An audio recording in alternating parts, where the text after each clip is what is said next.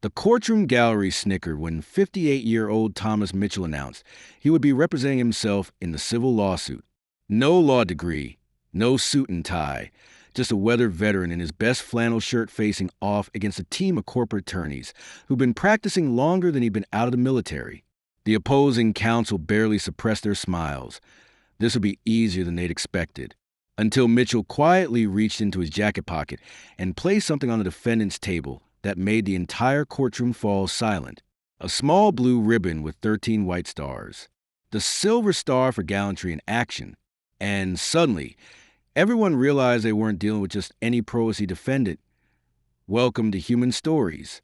Before we continue this powerful story of underestimation, hidden valor, and the moment when a veteran's military honor transformed a courtroom's perception, tell me in the comments which city you're watching from today.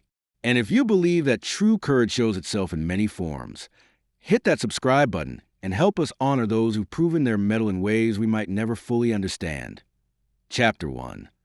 The civil lawsuit had been brewing for 18 months, ever since Consolidated Construction Corporation filed claims against Thomas Mitchell for allegedly breaching his contract as an independent electrical contractor. The company sought $1.2 million in damages, claiming Mitchell's work on their Phoenix office complex had been substandard and had caused delays that cost them subsequent contracts. Mitchell, 58, had been working as an electrical contractor for 12 years since leaving the military. He'd built a modest business serving commercial clients throughout Arizona, earning a reputation for reliability and quality work that kept him busy without making him wealthy. The lawsuit had blindsided Mitchell. He'd completed the consolidated project according to specifications, on time and within budget.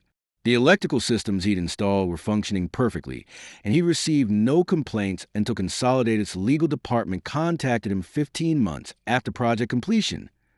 Mitchell suspected the lawsuit was Consolidated's attempt to recover losses from an unrelated project that had failed spectacularly, but he couldn't prove it. What he could prove was that his work met or exceeded industry standards and that Consolidated's claims were fabricated. The problem was that proving this required navigating the legal system without resources to hire the kind of legal team Consolidated had assembled. Chapter 2. The decision Mitchell had interviewed several attorneys about representing him in the lawsuit, but the costs were prohibitive. The lawyers he could afford seemed overwhelmed by Consolidated's reputation and resources, while the attorneys capable of challenging Consolidated wanted retainers Mitchell couldn't provide. Mr. Mitchell, his potential attorney, had explained, Consolidated has 12 lawyers working on this case. They've filed motions that will require hundreds of hours to respond to properly. Even if we win, the legal costs could exceed what you'd save. Mitchell understood the mathematics of legal warfare. Consolidated could afford to spend more on attorney fees than Mitchell's entire business was worth, which meant they could win through attrition even if their case lacked merit. After 6 months of watching his savings disappear on legal consultations and preliminary motions, Mitchell made a decision that surprised everyone, including himself. He would represent himself. Thomas, his wife Margaret had said, "You're an electrician, not a lawyer. How can you possibly go up against Consolidated's legal team?" Mitchell looked at the boxes of documents he'd been organizing, the case law he'd been reading, and the evidence he'd been assembling to defend his work and reputation. "Maggie," he said, "I've been in situations where preparation and determination mattered more than resources. Maybe this is one of them." Chapter 3. The preparation Mitchell approached his legal defense with the same systematic thoroughness he'd applied to complex electrical installations. He studied Arizona contract law, researched precedent cases, and learned court procedures with the dedication of someone whose livelihood depended on competence.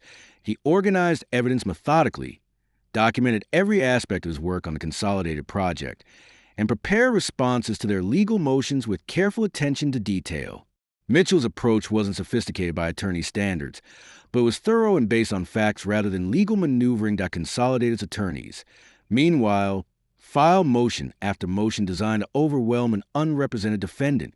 They requested depositions, demanded document production, and challenged every aspect of Mitchell's defense with the confidence of experienced litigators facing an amateur. "This will be over quickly," lead attorney James Morrison told his team during a case strategy meeting. Self-represented defendants usually fold once they realize how complex litigation actually is. Morrison had been practicing corporate defense law for 22 years and had never lost a case to a pro-SE litigant. He viewed Mitchell's decision to represent himself as evidence that the defendant didn't understand the severity of his situation. Chapter 4. The courtroom judge, Patricia Santos, had been assigned to Mitchell versus Consolidated Construction, and she entered the courtroom expecting another routine civil matter. She'd seen countless self-represented litigants over her 15 years on the bench, and most of them struggled with basic legal procedures. The Consolidated legal team filled one side of the courtroom, 12 attorneys in expensive suits, paralegals with briefcases, and enough documentation to stock a law library. Their table was organized with military precision, displaying the resources of a firm that billed $800 per hour per attorney. Mitchell sat alone at the defendant's table. He wore his best flannel shirt, clean jeans, and work boots that had been polished but couldn't hide years of honest labor. His documentation fit in 3 cardboard boxes he'd organized himself, and his legal research was contained in a binder held together with duct tape. The contrast was striking enough that several gallery observers whispered comments about David and Goliath, though most seemed to assume this particular David lacked both slingshot and stones. Morrison barely glanced at Mitchell during pretrial preparations, focusing instead on the stack of motions his team had prepared to overwhelm the unrepresented defendant. Chapter 5. The opening statements. Morrison's opening statement was polished, professional, and designed to establish Consolidated as the victim of Mitchell's incompetence. He presented a timeline of alleged defects, claimed damages, and industry standards that painted Mitchell as an unqualified contractor who'd caused Consolidated significant business opportunities. Ladies and gentlemen of the jury, Morrison concluded, this case is about accountability. When a contractor accepts responsibility for critical electrical work and fails to meet industry standards, the consequences extend far beyond the immediate project. Consolidated Construction has suffered measurable damages due to defendant's substandard performance, and justice requires appropriate compensation. The presentation was convincing, supported by charts, expert witnesses, and the kind of visual aids that impressed juries. Morrison had prosecuted similar cases dozens of times and knew exactly how to frame the narrative in Consolidated's favor. Then Mitchell rose for his opening statement. He walked to the jury box without notes, without slides, without any of the props Morrison's team had used. Before speaking, Mitchell reached into his jacket pocket and placed something on the defendant's table. A medal. Small, distinctive, unmistakable to anyone who'd served in the military or studied American military honors. The Silver Star. Chapter 6. The recognition of the courtroom's atmosphere changed instantly. Judge Santos recognized the medal immediately. Her father had been a Korean War veteran who'd received the Bronze Star, and she knew the significance of the Silver Star as America's 3rd highest military decoration. Several jury members sat up straighter, their casual attention replaced by focused interest. Morrison's confident expression shifted to uncertainty as he realized the trial's dynamic had just changed in ways his legal training hadn't prepared him for.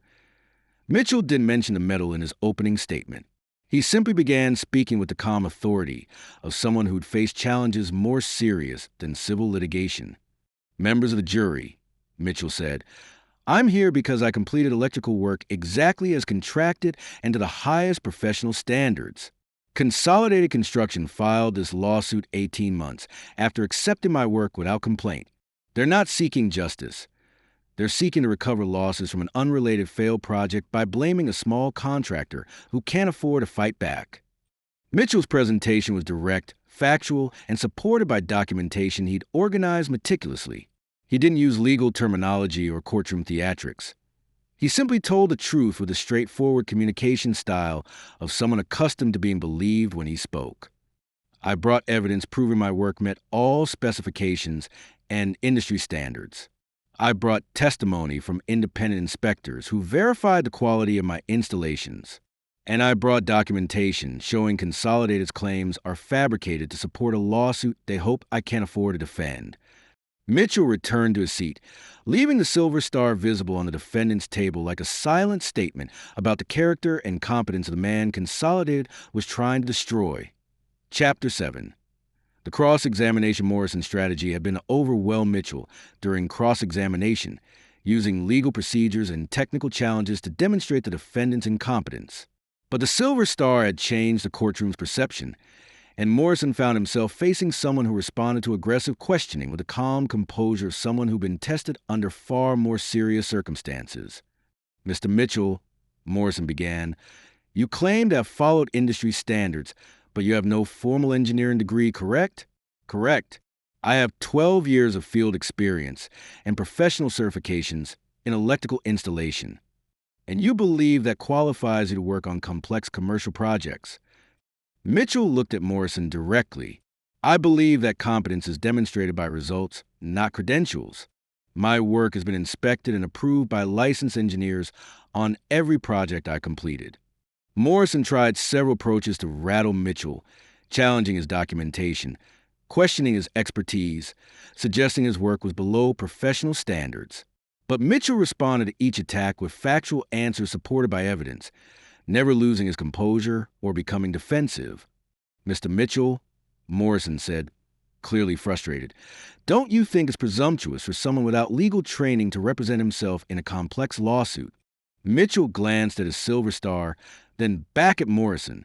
"Sir, I've learned that when someone is trying to destroy your reputation and livelihood with false claims, you defend yourself with the truth regardless of the odds." The jury was clearly impressed by Mitchell's composure and straightforward answers. Morrison realized that his usual intimidation tactics weren't working against someone who demonstrated courage under conditions more challenging than courtroom cross-examination. Chapter 8. The evidence Mitchell's defense was built on documentation, rather than legal maneuvering. He presented inspection reports, certification documents, and independent evaluations proving his electrical work met or exceeded industry standards. His evidence was organized chronologically, clearly labeled, and easy for the jury to understand. More importantly, Mitchell had discovered evidence suggesting Consolidated's real motivation for the lawsuit. Through careful research and document requests, he'd uncovered financial records showing Consolidated had suffered major losses on an unrelated project and was seeking to recover those losses by fabricating claims against smaller contractors they could intimidate. Members of the jury, Mitchell said during his presentation, "Consolidated completed and accepted my work in March 2022. They paid my final invoice without complaint and used my electrical systems for 15 months before claiming any problems."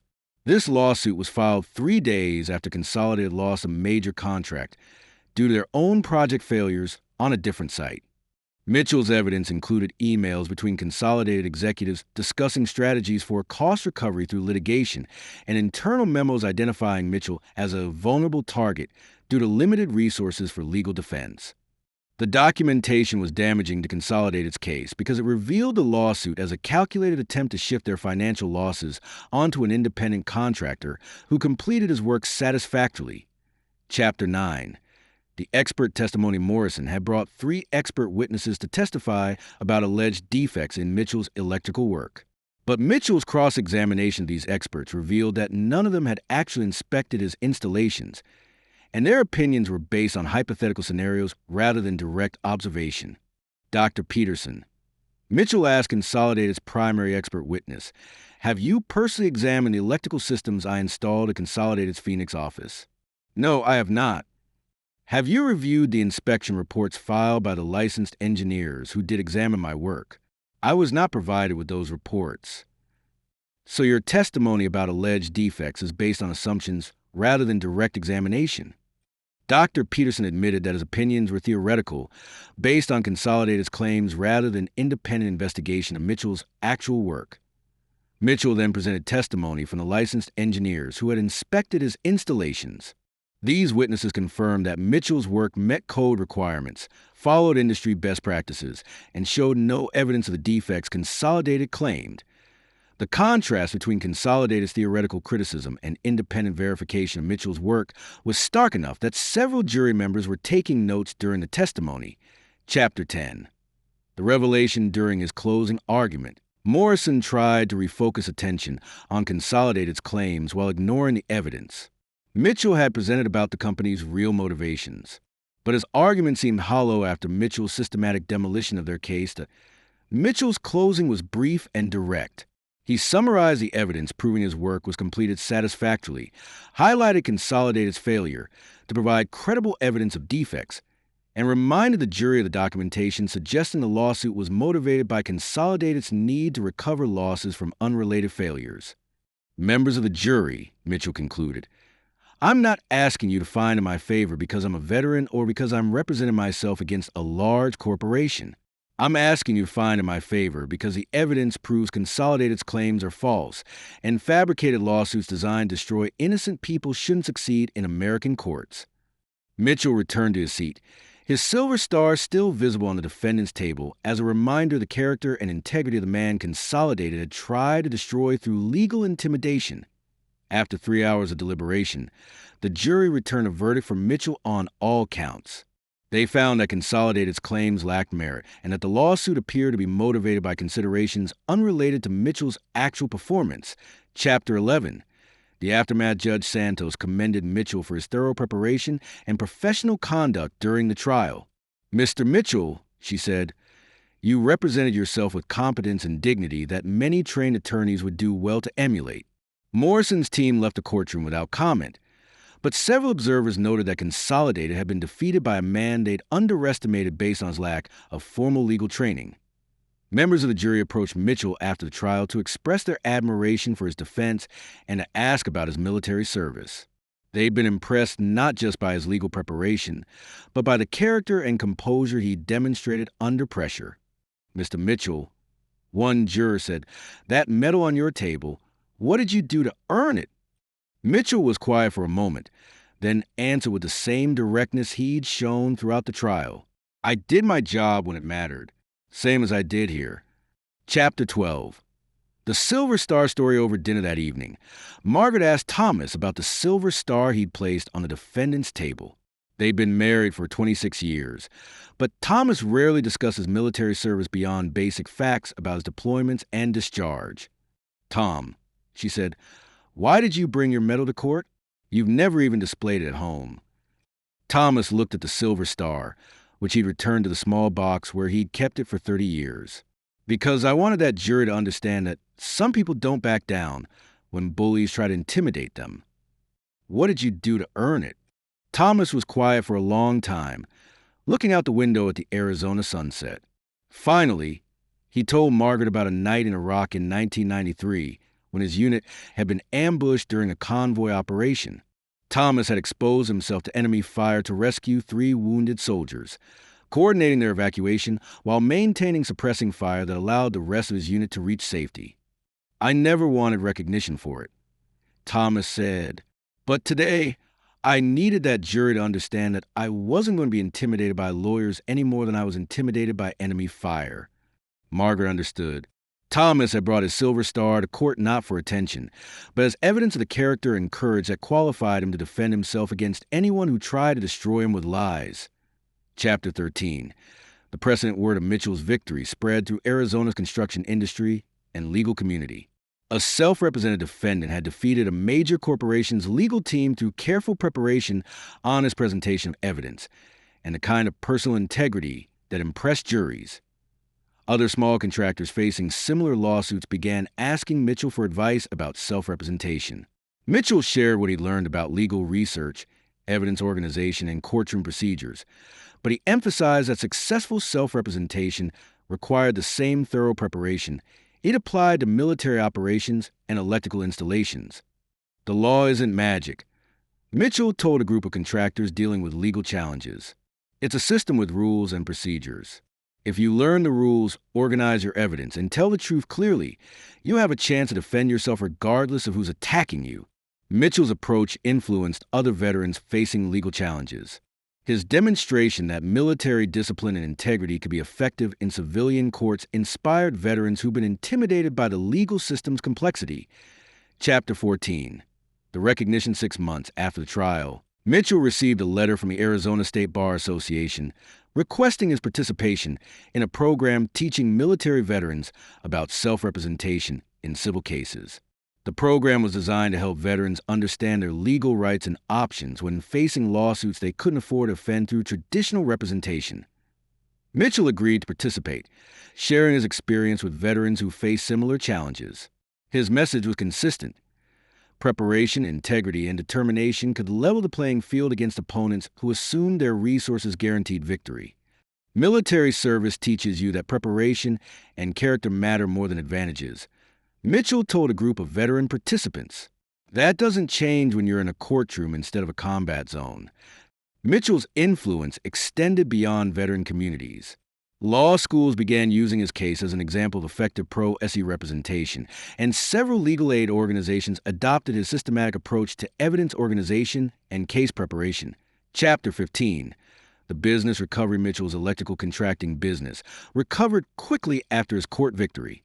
Word spread through the construction industry that he'd successfully defended himself against Consolidated Construction's fabricated lawsuit, and his reputation for integrity and competence attracted new clients. More importantly, Mitchell's victory sent a message to other corporations considering similar legal intimidation tactics. Not every small contractor could be bullied into submission by expensive lawsuits and legal teams. Tom's case changed things, said another contractor who'd been threatened with litigation. Companies can't assume that independent contractors will fold just because they can't afford big law firms. Mitchell continued working as an electrical contractor, but he also began offering consultation services to other tradespeople facing legal challenges. His combination of technical expertise and legal experience made him valuable to contractors who needed someone who understood both their work and the legal system. Chapter 16. Full circle 2 years after his courtroom victory, Mitchell received an honor that meant more to him than legal recognition. The Arizona Contractors Association named him their Advocate of the Year for his efforts supporting independent contractors facing legal intimidation. During the award ceremony, Mitchell displayed his Silver Star publicly for the first time since the trial. He explained that both honors represented the same principle: standing up to bullies who assume others won't fight back. This medal represents courage under fire in Iraq. Mitchell told the assembled contractors, "This award represents courage under fire in an American courtroom. The principle is the same. Sometimes you have to stand your ground when someone tries to destroy you, regardless of the odds." Mitchell's speech was interrupted by a standing ovation from contractors who understood that his victory had protected not just his own business, but the rights of every small contractor who might face similar intimidation tactics. After the ceremony, a young veteran approached Mitchell. "Sir, I'm starting my own contracting business, and I'm worried about legal liability. Do you have any advice?" Mitchell looked at the young veteran, probably late 20s, earnest, carrying the bearing of someone recently discharged from military service. "Son," Mitchell said, "do good work, document everything, and remember that the courage you learn in the military works just as well in civilian life. Don't let anyone intimidate you into believing you can't defend yourself when you're in the right." Conclusion: Thomas Mitchell never intended to become a symbol of successful self-representation or an advocate for independent contractors facing legal intimidation. He'd simply wanted to defend his reputation and business against fabricated claims by a corporation that assumed he couldn't fight back. But when Mitchell placed a silver star on that courtroom table, it represented something more than military decoration. It demonstrated that courage, preparation, and integrity could prevail against overwhelming odds in any arena where truth mattered. His story reminds us that the values learned through military service, duty, honor, courage, and commitment to truth, don't lose their power when applied to civilian challenges. Mitchell's victory proved that character and competence can overcome resource disadvantages when someone is fighting for what's right. The Silver Star Mitchell earned in Iraq represented gallantry under enemy fire. The legal victory he won in Arizona represented the same courage applied to different circumstances, proving that heroism takes many forms and that the principles that make someone an effective soldier can make them an effective advocate for justice in any context. So now I ask you, have you ever witnessed someone apply military values and discipline to overcome civilian challenges that seemed impossible? Someone whose service experience prepared them for battles they never expected to fight. Share their story in the comments. Tell us where you're watching from. Because of human stories, we believe that the courage and character developed through military service continue to serve veterans in every challenge they face, whether on foreign battlefields or in American courtrooms. Subscribe if stories like this matter to you, because every community has veterans whose service experience continues to make them effective advocates for truth and justice, regardless of the arena where those battles must be fought.